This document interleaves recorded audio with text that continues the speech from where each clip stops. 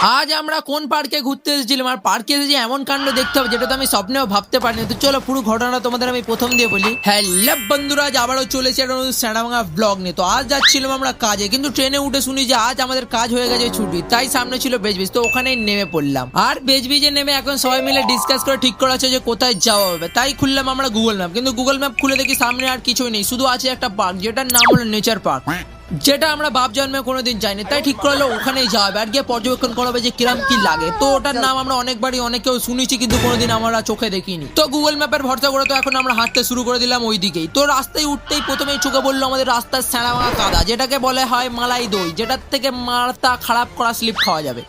মানে তোমরা নিকো পার্কে যে রাইড চড়ো তার থেকেও বেশি স্লিপ এখানে খেতে পারবে যদি তোমরা এখানে ঝাম মারো। তো এখন আমরা সেই দইয়ের উপর দিয়ে হেঁটে হেঁটে যাচ্ছি, যাই হোক করে কষ্ট সৃষ্টি। তো এখন আমরা এখানে নিকো পার্কের ফিল নিতে চাই না, সেই জন্য। আর এই রাস্তার ভয়ে আমরা উঠে বললাম রাস্তার ধারে সরু বিটে, যার উপরে আমরা একটু সার্কাস দেখি। মানে সরু বিটটা ছিল না, এর উপর দিয়ে গোটা বাইকও চলে যেতে পারে, মানে একটা লরিও উঠে যাবে, এতটাই চওড়া ছিল।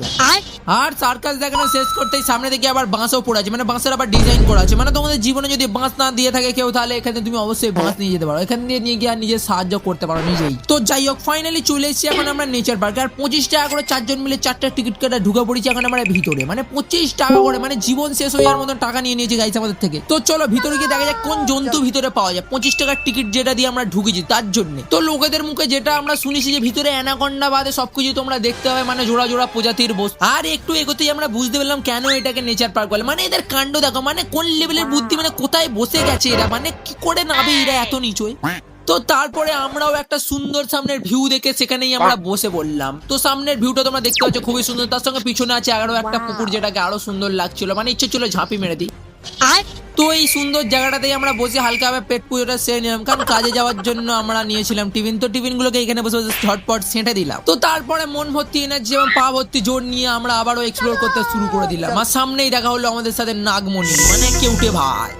তো কেউটা ভাইকে সালাম করে দিয়ে আমরা এগিয়ে গেলাম সামনে একটা ব্রিজের দিকে। আর ব্রিজের উপরে দেখি কটা কুচুরে কাকিমা বসে বসে আমাদের দিকে দেখছিল, মানে আমরা যেন আতঙ্কবাদী। ক্যামেরা নিয়ে উঠেছি বলে কি আমরা আতঙ্কবাদী? মানে ওদের কথাবার্তা আলাদাই সিন ছিল, মানে ওরা যেন নিজেদের সেলিব্রিটি ভাবছিল, কিন্তু আমরা তো দেখছিলাম কাণ্ড। আর ব্রিজের উপর দিয়ে খুব সুন্দর সুন্দর 2-3টে ভিউ দেখতে পেলাম। তো ভিউগুলোর ক্যাপচার গুলো তোমাদের আমরা দেখাচ্ছি। আর নেচার পার্কের ভিতরটা খুবই সুন্দর, শুধু এদেরকে লাথি মেরে বের করে দিলেই হবে।